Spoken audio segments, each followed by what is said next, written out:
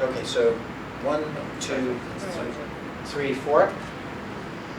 I mean, this is sort of related to that idea. I think, if I understood it correctly, the group that I'm involved with, I think there are a lot of people who are involved with Occupy, and we have a horizontal model. And my question is always, how do you use that consensus model and still be strategic and not have it result in people sort of fracturing off into a million different issues? And there are a million different issues that we could all work on, but clearly there's a sense of struggle and values that all unite us. And so how do you use a process where there is consensus built, but build towards something, a single focus that more people can sort of rally around? So I don't know if that's related to what you're talking about, but it's something that I'm thinking about a lot, and I don't have an answer. I want to say first, Simone did not do a good enough plug for the organisation that he runs, Occupy. Several people come in and asking questions basically about how local occupiers could connect with each other more, and I think there's a real problem there. I mean, definitely in Occupy Kensington, we have a bunch of people in Occupy Kensington. The chances of them getting them to leave Kensington to engage in political activity are very, very low. I mean, for one of the reasons I got involved in local politics was because I had 2 small children and I could no longer do all the sort of running around the city I'd done before. I can organise Occupy Kensington in 2 hours on Friday morning after I drop my son off from school. I walk home, I drop off at Sue's house, I go to, like, that's how it's done. And getting them to come out of the neighbourhood, there's people we can get out of the neighbourhood, there's people we can't. But Simumba has played an absolutely invaluable role. Him and people from Occupy, they attend almost all of our meetings and they report to us what they're hearing from other GAs that they've been attending and what they hear. They're going to a whole bunch of Occupy meetings. They also go to labour-related meetings and so on, and they basically have tried to report back to us what they consider to be the key things happening in wider Occupy. So we're allowing them to filter. We may have missed some stuff that we'd have been interested in, that someone didn't think was great, but I don't know. But at least he's providing that link for us, and that has been invaluable over the time. I mean, Occupy Astoria came out to us once to help with the Golden Farm picket when we were at a really low ebb, and I think that was in part because of Simumba raising that with people. I think it came from several places, but I think that was part of it. He certainly pushed us to go to Sunset Park, and we never did. But he produces a list every week of events that Occupy thinks are good events, and it is really worth checking out.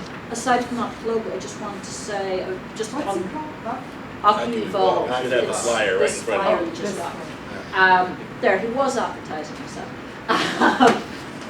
On the models for horizontal or consensus and all that stuff, I have to admit, Occupy Kensington doesn't do any of that stuff. We don't even do this.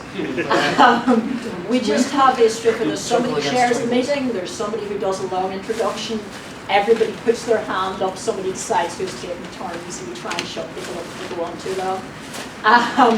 And we're a reasonably cohesive group of people.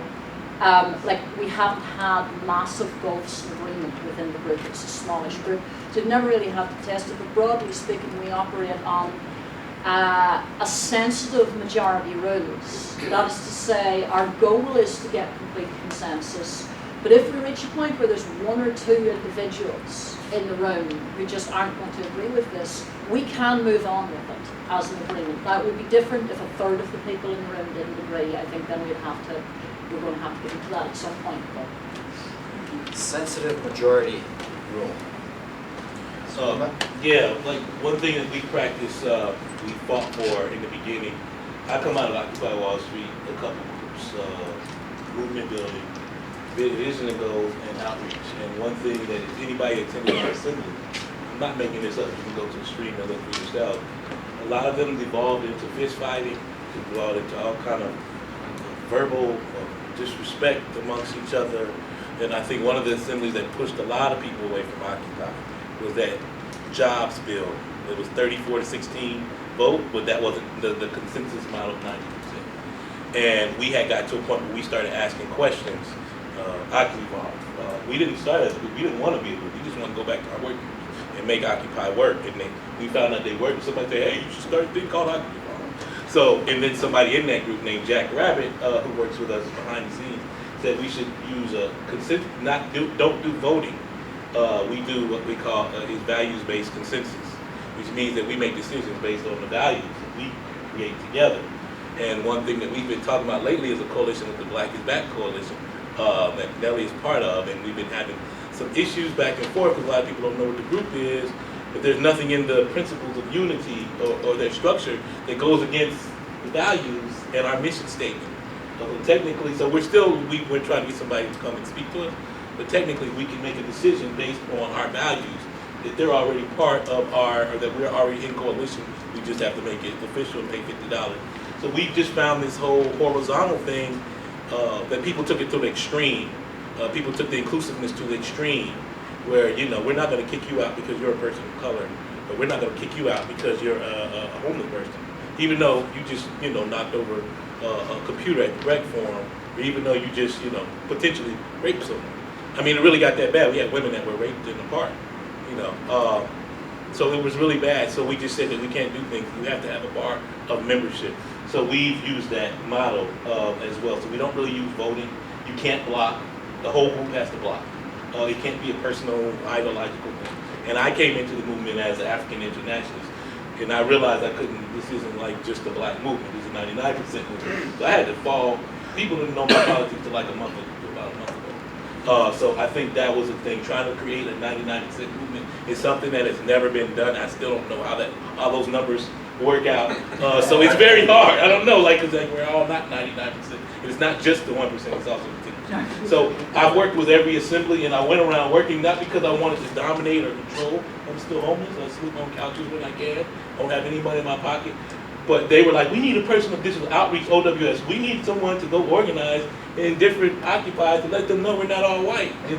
That's how it started. And I was like, okay, I don't want to be around these general assemblies where they're fighting anyway. And that's why I started going around, not because I'm trying to dominate. So anyway, I want to tell a little bit more. We are the only coordinating body in Occupy Wall Street that does outreach on all the Occupy and Occupy in general. I'm sorry, I'm not talking. No, that's great. I just want to point out, first of all, you're doing great work, but Occupy Astoria calls picnics, and occupiers come from all over. This is the largest Occupy. They did the first ever Occupy picnic. This is it. It was great. InReach, as we call it. The largest Occupy. There's outreach to the world and InReach to the world of Occupy. You have a cafe coming too. Ian, and then I will call myself. I want to just try to make 3 quick points. In Occupy Sunset Park, since we have sort of devolved to a closer core group, I don't know what our process is, but we all really like each other, and so it's kind of like we come to a group decision. It's not formally consensus, but we know that we're going to have to do it. So we don't decide to do things that we can't personally commit to. So it kind of works out. We're not really hung up on process, and I think we haven't been all along, which has actually been good. The two other things I want to say, I feel like, after a huge successful movement, it's kind of like, the popping of a balloon and everybody's going like, oh my God, what now? And I feel like there is a huge tendency right now to be really hard on each other about all sorts of things, and I think that that's really destructive. And what I am personally really interested in right now is in finding ways to not stepping back from being involved with stuff, but stepping back from this sort of fever pitch of trying to figure out how to continue things, and to take a moment to talk about it, observe, and evaluate what's happened. And I think that there's a huge moment where we really have, to preserve the relationships with each other, because I bet it would take us 10 minutes to have a screaming argument in here about something if we really wanted to. But instead of doing that, let's work on understanding what happened and talking about what we still agree with and what our possibilities, and in the spirit of working together. It's super important. And then the final thing I wanted to say was, you said when Zuccotti went belly up, the one thing I think we don't give enough credit to is that our movement was really the victim of mass coordinated repression from the government.